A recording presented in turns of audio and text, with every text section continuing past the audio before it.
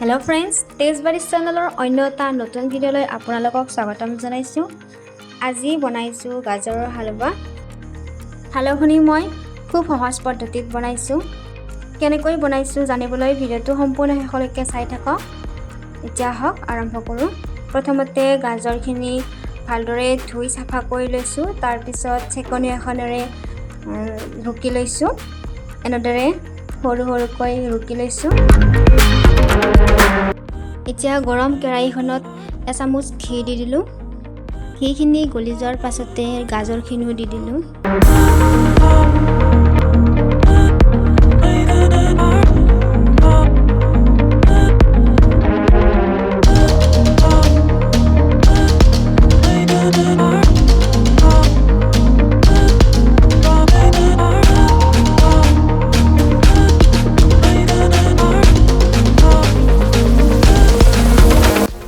অলপ সময়ৰ কাৰণে ভাজি লম।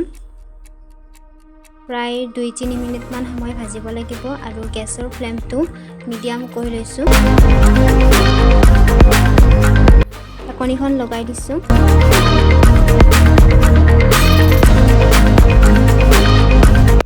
আৰু মাজে মাজে ঢাকনিখন গুচাই এনেকৈ চেক কৰি চাই আছো।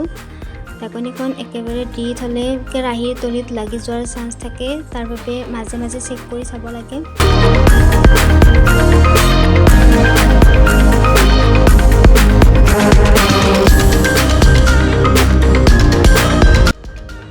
এতিয়া ইয়াতে জোখমতে চেনিখিনি দি দিলো।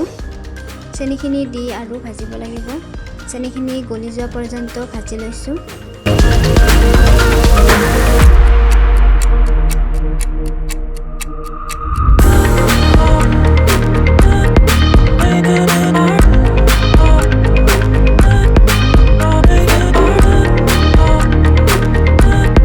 আকৌ ঢাকনিখন লগাই দিলো।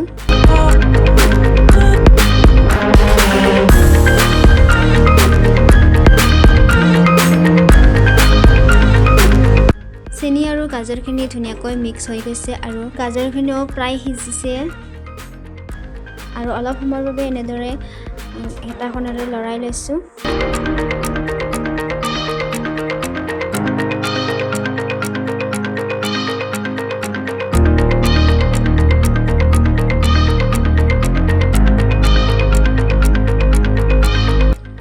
এতিয়া ইয়াতে গাখীৰখিনি দি দিলো।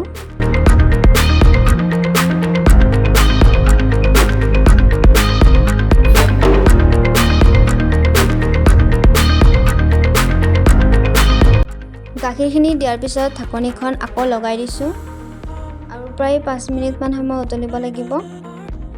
5 মিনিটমান সময় পিছত মই ঢাকনিখন গুচাই চালো। এয়া গাজৰখিনি প্ৰায় সিজিছে। গাখীৰখিনি অলপমান শুহি যাব লাগিব।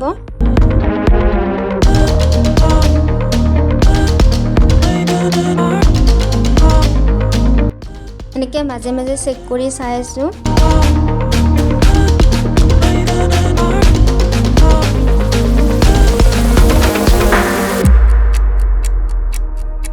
এতিয়া ইয়াতে কেইটামান কাজু সৰু সৰুকৈ কাটি লৈ দি দিছো।